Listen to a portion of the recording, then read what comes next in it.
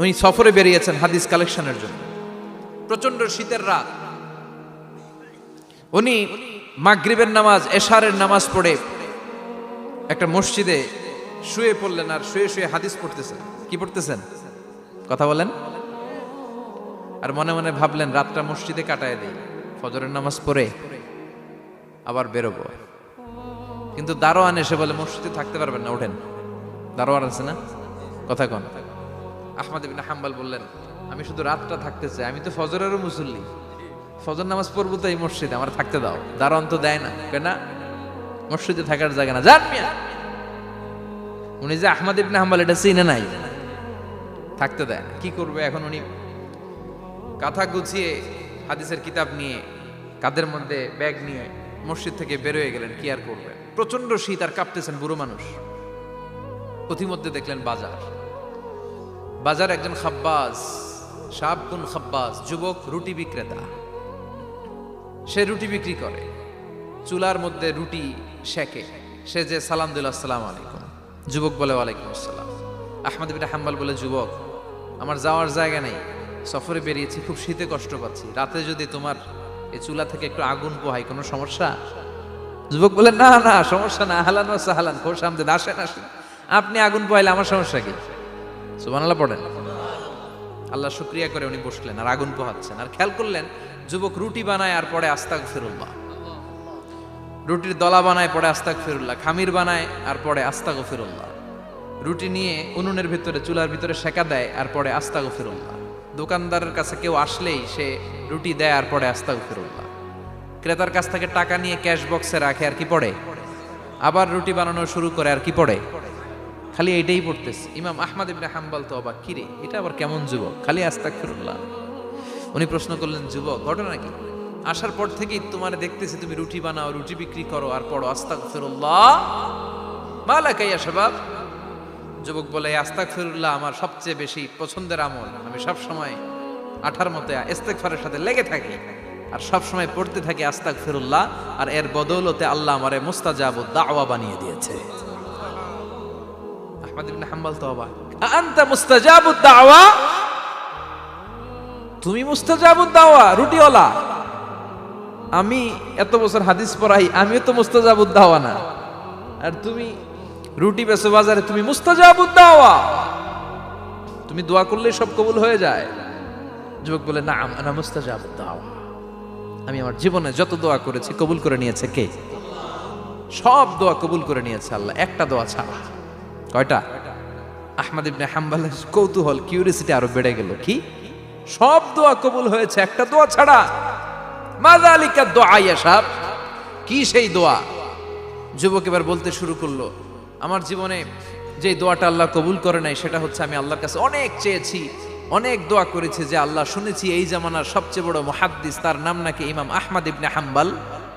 আল্লাহ তোমার কাছে আমার চাওয়া আমি যেন এই ইমাম আহমদ ইবনে হাম্বলরে দেখে মরতে পারি, আমি যেন ইমাম আহমদ ইবনে হাম্বলের হাতে হাত রেখে মুসাফা করতে পারি আর তার কপালে একটা চুমু এঁকে দিতে পারি। আহমদ ইবনে হাম্বল আবেগপ্রবণ হয়ে গেলেন, চোখের পানি ছেড়ে দিলেন, বললেন যুবক তোমার এই দোয়াটাও কবুল হয়ে গিয়েছে। আহমদ ইবনে হাম্বলের দেখা আর সাক্ষাৎ পাওয়ার জন্য আহমদ ইবনে হাম্বলের বাড়িতে তোমার যাওয়ার দরকার নাই, আহমদ ইবনে হাম্বল তোমার দরবারে ছুটে এসেছে। আনা আহমদ ইবনে হাম্বল মুহাদ্দিসুদ দাহর, আমি নিজেই আহমদ ইবনে হাম্বল। যুবক চোখের পানি ছেড়ে দেয়, আহমদ ইবনে হাম্বল চোখের পানি ছেড়ে দেয়। যুবক চিৎকার মেরে ইমাম আহমদ ইবনে হাম্বলকে জড়িয়ে ধরে, হাতে হাত রেখে মুসাফা করে, কপালের মধ্যে চুমু খায় আর আল্লাহর শুকরিয়া করে বলে ও ইমাম আসলে এই দোয়াটাও আল্লাহ আজকে কবুল করে নিল। বিশ্বাস হয় সবসময় ইস্তেগফার পড়লে আপনার দোয়াগুলোর এইভাবে কবুল করে নিবে কে? এই পাঁচটা জিনিস পাবেন সবসময় যদি ইস্তেগফারের সাথে লেগে থাকেন। রাজি আছেন তো? এজন্য বিশ্বনবী সব সময় নামাজে সালাম ফিরানোর পরে পড়তেন আস্তাগফিরুল্লাহ। কি পড়তেন? 3 বার পড়তেন আস্তাগফিরুল্লাহ, আস্তাগফিরুল্লাহ, আস্তাগফিরুল্লাহ। পড়তে রাজি আছেন? ইস্তেগফারের অনেকগুলো আলফাজ আছে, সবচেয়ে ছোট ইস্তেগফার হচ্ছে এটা আস্তাগফিরুল্লাহ, আস্তাগফিরুল্লাহ। আরো আছে আস্তাগফিরুল্লাহ আল্লাযী লা ইলাহা ইল্লা হুয়াল হাইয়ুল কাইয়্যুম আতুবু ইলাইহি। বিষ্ণু বলেন এই ইস্তেগফারটা যদি কেউ পড়ে, আত-তাওয়াল্লি মিন ইয়াউমিজ জাহাফ, যুদ্ধের ময়দান থেকে পালিয়ে আসা কবিরা গুনাহ। কি গুনাহ? কাফেরদের সাথে যুদ্ধ, আমি তাগড়া যুবক, তলোয়ার নিয়ে নেমেছি, আমার দেহের এক ফোঁটা রক্ত থাকা পর্যন্ত আমি যুদ্ধ চালিয়ে যাব, আমি ফিরে আসতে পারবো না, আইনটা কার? ফিরে আসলে কবিরা গুনাহ। বিশ্বনবী বলেন যুদ্ধের ময়দান থেকে ফিরে এসেছে এরকম কবিরা গুনাহ অবলম্বনকারীও যদি আস্তাগফিরুল্লাহ আল্লাযী লা ইলাহা ইল্লা হুয়াল হাইয়ুল কাইয়্যুম ওয়া আতুবু ইলাইহি পড়ে, ওই কবিরা গুনাহকারীকেও ক্ষমা করে দিবে কে? পড়তে রাজি আছেন তো? আবার সাইয়েদনা আবু বকর বললেন, ইয়া রাসূলুল্লাহ আল্লিমনি দুআআন আদউ বিহি ফি সালাতি, এমন দোয়া আপনি আমারে শিক্ষা দেন যেই দোয়াটা আমি নামাজে পড়তে পারি।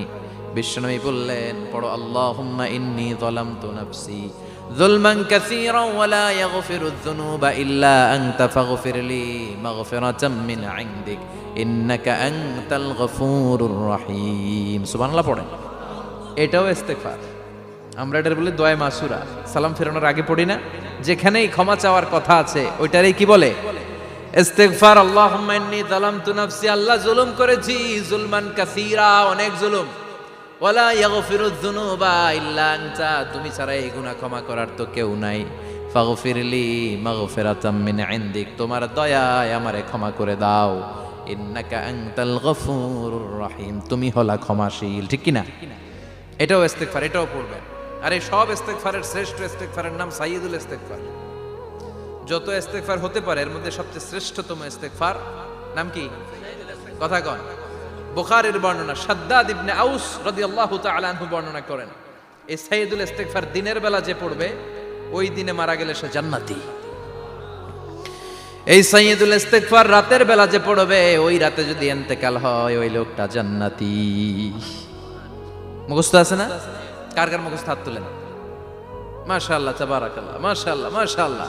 আর যাদের নাই তাদের হোমওয়ার্ক, তাদের আল্লাহুম্মা আনতা রাব্বি লা ইলাহা ইল্লা আনতা খালাকতানি ওয়া আনা আবদুক ওয়া আনা আলা আহদিকা ওয়া ওয়া'দিকা মাস্তাতা'তু আউযু বিকা মিন শাররি মা সানা'তু আবুউ লাকা বিনি'মাতিকা আলাইয়া ওয়া আবুউ লাকা বিযামবি ফাগফিরলি ফাইন্নাহু লা ইয়াগফিরুয যুনুবা ইল্লা আনতা। সুবহানাল্লাহ পড়েন। আজকে রাতে পড়ছেন, মারা গেলে জান্নাতি। চিল্লায় পড়েন না আল্লাহু আকবার।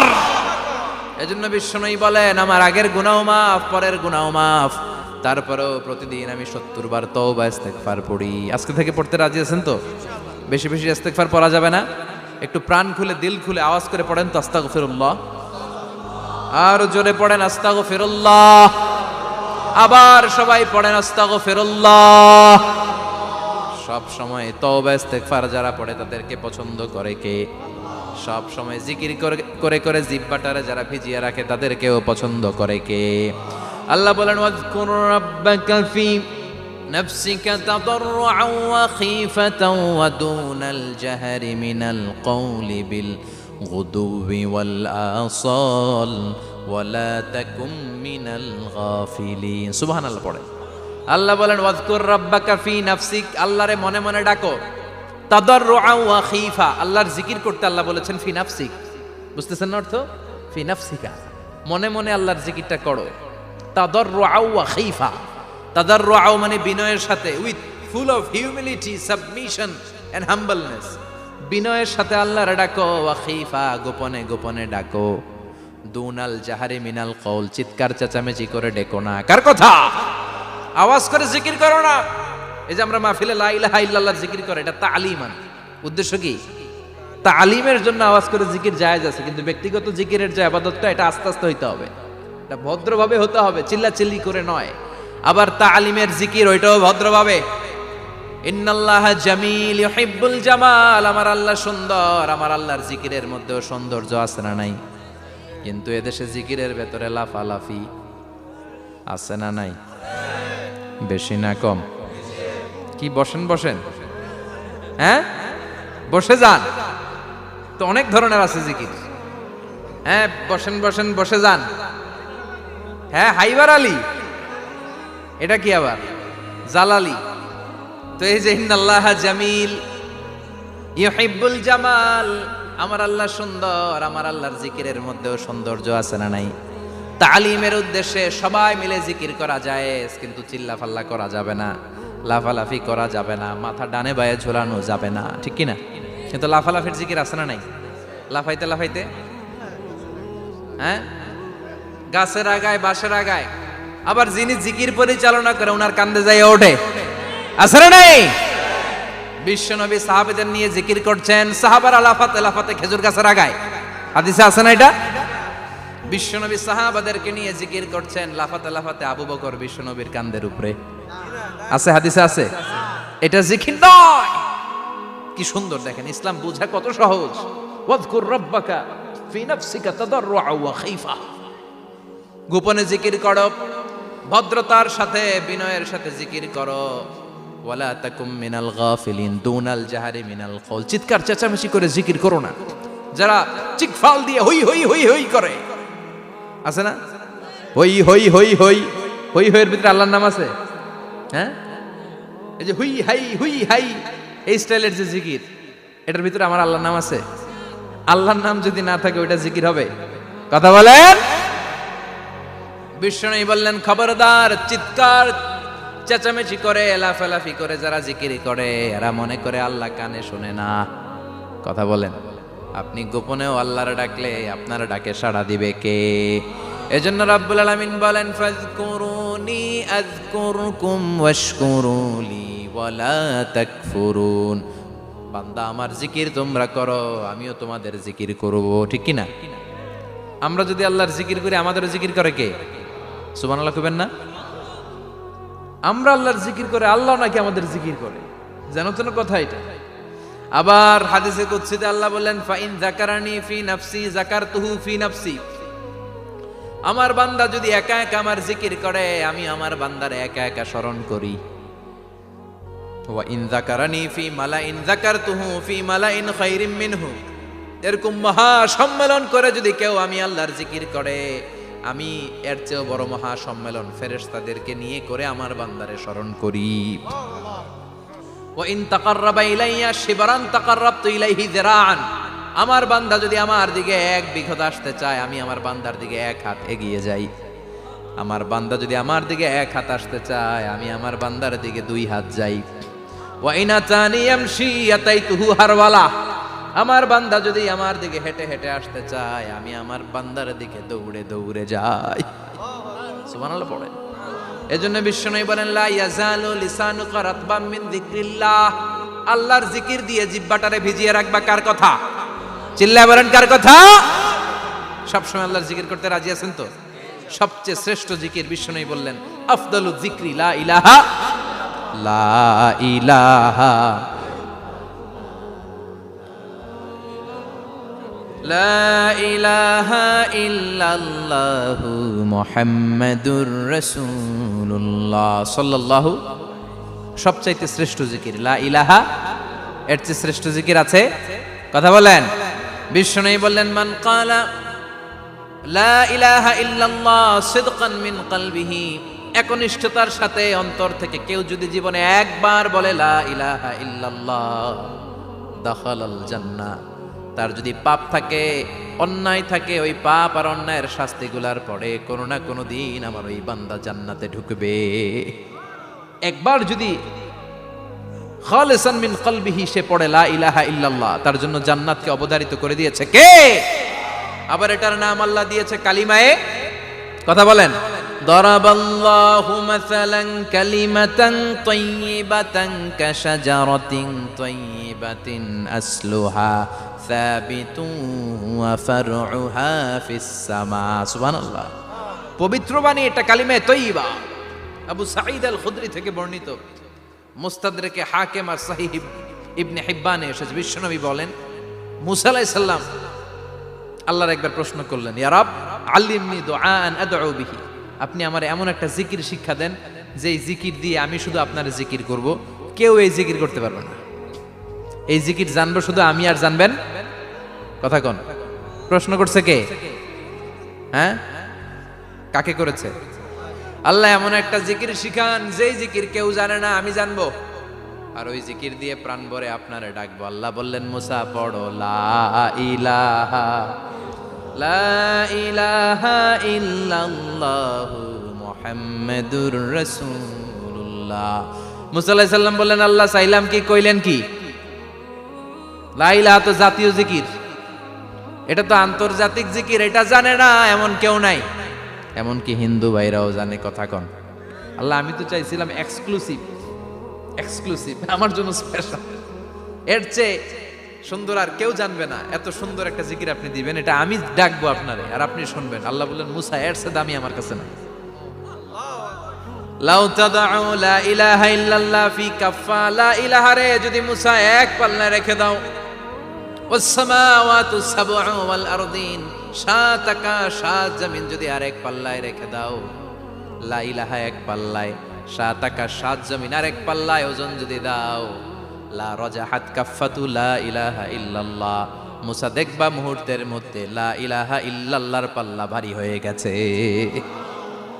সাত আকাশ সাত জমিন এক পাল্লায়, শুধু লা ইলাহা ইল্লাল্লাহ আরেক পাল্লায়, মুহূর্তে লা ইলাহার পাল্লাটারে ভারী করে দিবে কে?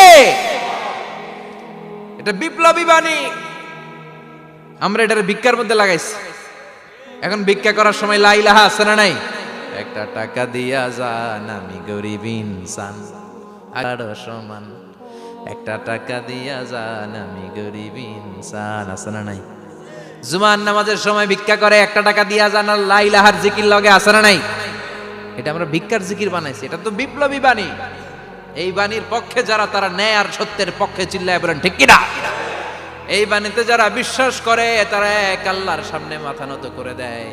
গোটা পৃথিবীর কোন শক্তির সামনে ওই মাথা নত হয় না, ঠিক কিনা? এই লা ইলাহা যারা আমরা মানি, আল্লাহ ছাড়া কারো সামনে মাথা নত করব? কোন শক্তি আমাদের মাথা নত করাতে পারে? এই কালেমার আন্দোলন যারা করে, তারা আল্লাহ ছাড়া পৃথিবীর কাউরে ভয় পায় না। আর তারা চায় কালেমার পতাকা পৃথিবীর মধ্যে যেন পথ করে উড়ে, ঠিক কিনা? বাংলার জমিনে কালেমার পতাকা উড়ুক, আমরা চাই কি চাই না? কোনো একদিন এ দেশের আকাশে কালিমার পতাকা উড়বে, সেদিন সবাই খোদাই বিধান পে দুঃখ বেদনা ভুলবে। কোনো একদিন এ দেশের আকাশে কালিমার পতাকা উড়বে, সেদিন সবাই খোদাই বিধান পে দুঃখ বেদনা ভুলবে। চিৎকার করে বলেন ঠিক কিনা? এই কালেমার সমাজ যদি হয়, ওই সমাজে কেউ লাঞ্ছিত হবে না, ওই সমাজে কোনো নারী নিগৃহীতা হবে না, ওই সমাজের কোনো কাজের মেয়েরা ধর্ষিত হবে না, ওই সমাজে দুর্নীতি থাকবে না, ঘুষ থাকবে না, চাঁদাবাজি থাকবে না, টেন্ডারবাজি থাকবে না। সমাজটারে শান্তি দিয়ে সমৃদ্ধ করে দিবে কে? এজন্য সব সময় জিকির করতে হবে একজনের, চিল্লায় বলেন তিনি কে? শ্রেষ্ঠ জিকির হচ্ছে লা ইলাহা। করতে রাজি আছেন? সব সময় জিকিরটা করতে রাজি আছেন? Every night and every day, every night and every day, never forget to say la ilaha illallah, never forget to say la ilaha illallah. পড়েন, every night and every day, every night and every day, never forget to say la ilaha illallah, never forget to say la ilaha illallah, never forget to say la ilaha illallah. When you're walking down the street, use your time and repeat, and say in every heartbeat la ilaha illallah. When you're walking down the street, Use your time and repeat and say in every heartbeat La ilaha illallah. Every night and every day, every night and every day, never forget to say La ilaha illallah. চিল্লায় বলেন ঠিক কিনা? দিনে রাতে যে কোনো মুহূর্তে আমাদের জিহ্বার মধ্যে থাকবে কি? কথা বলেন, জিহ্বায় থাকবে কি?